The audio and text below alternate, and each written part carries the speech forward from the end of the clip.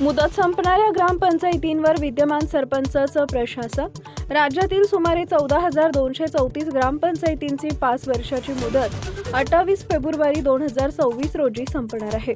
प्रभाग रचनेच्या कार्यक्रमाच्या पार्श्वभूमीवर निवडणुका वेळेत होऊ न शकल्यास ग्रामपंचायतींवर बाहेरील सरकारी अधिकाऱ्यांची प्रशासक म्हणून नियुक्ती करण्याची पद्धत होती. मात्र आता राज्य सरकारनं अधिकृत परिपत्रक जारी करून विद्यमान सरपंचांनाच प्रशासक म्हणून कार्यभार देण्याचा निर्णय घेतलाय. या निर्णयामुळे गाव पातळीवरील प्रशासनात सातत्य राहणार असून विकास कामांना खीळ बसणार नाही असा विश्वास व्यक्त होत आहे. अचानक होणाऱ्या प्रशासकीय बदलामुळे निर्माण होणारी पोकळी टळेल आणि सुरू असलेली कामं सुरळीत पूर्ण होतील असं मत अनेक सरपंचांनी मांडलंय. शेगावसह बुलढाणा जिल्ह्यातील सरपंचांनी शासनाच्या या निर्णयाचं स्वागत करत आभार मानलेत. ग्रामीण भागातील प्रशासन अधिक सक्षम आणि सातत्यपूर्ण राहण्यासाठी हा निर्णय महत्त्वाचा ठरणार असल्याची प्रतिक्रिया व्यक्त होतीये. टाइम्स ऑफ महाराष्ट्रसाठी बुलढाणा जिल्हा प्रतिनिधी बुलढाणा अनिल वायाळ यांचा रिपोर्ट. नमस्कार, मी ज्ञानेश्वर नामदेव महाले, सरपंच ज्ञानगंगापूर. नुकत्याच राज्यातील हजारो ग्रामपंचायतीचा कार्यकाळ हा संपला असून यामध्ये शासकीय अधिकारी यांची प्रशासक म्हणून नेमणूक करण्याचे आदेश दिले होते. परंतु सरपंच संघटनेच्या वतीने जो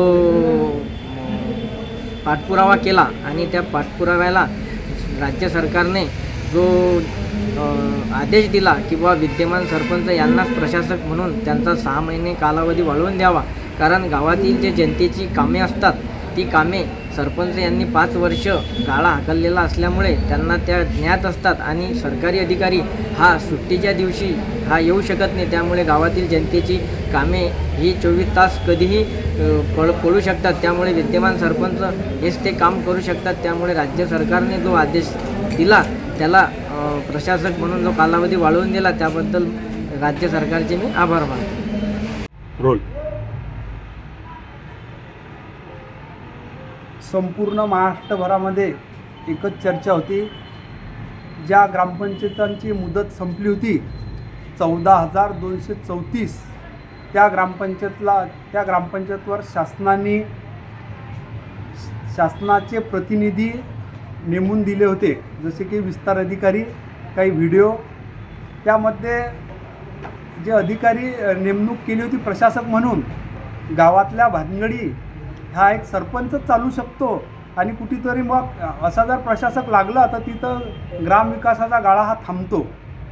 याच संदर्भात आमचे संघटनेचे अरविंद दळवी जे संपूर्ण महाराष्ट्रात संघटनेचं आमचं काम करतात, आम्ही आमच्या संघटनेने सर्वांनी ठरवलं की या कुठेतरी आता आपल्याला न्याय हवा, म्हणून आम्ही हे एक याचिका कोर्टामध्ये दाखल केली आणि तिथं हायकोर्टानं निकाल दिला की या संपूर्ण जे प्रक्रिया झाली होती शासनाची याला कुठेतरी स्टे दिला आणि पुढील कारवाईसाठी 24 फेब्रुवारी हे तारीख नेमल्या गेली. आणि त्याआधीच शासनाच्या लक्षात आलं की कुठेतरी आता सरपंच संघटना महाराष्ट्रभर आक्रमक होत आहे आणि त्याच अनुषंगाने त्यांनी नुकताच आता 2 दिवसाच्या आधी एक GR काढला. त्या GRमध्ये जो रनिंगमध्ये सरपंच आहे आणि ते उपसरपंच आणि संपूर्ण बॉडी हेच प्रशासक म्हणून तिथं पुढील 6 महिन्यासाठी काम पाहतील असा एक निर्णय आणि तिथं एक प्रसिद्धीपत्रक काढून ते जाहीर करण्यात आलं.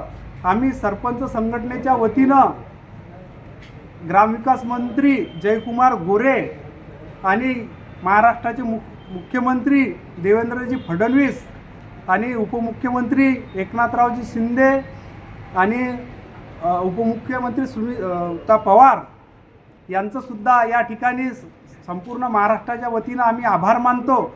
आणि आमचे जे सरपंच कोर्टमध्ये गेले संघटनेचे अरविंद दळवी यांचेसुद्धा आम्ही आभार मानतो या ठिकाणी.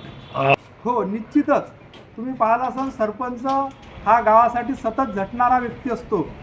प्रथम नागरिक म्हणून त्याची ओळख असते आणि त्या ओळखीप्रमाणे त्याला काम करावं लागते. आणि कुठेतरी प्रशासक म्हणून आपण ज्यावेळेस शासनाचा प्रतिनिधी नेमणूक करतो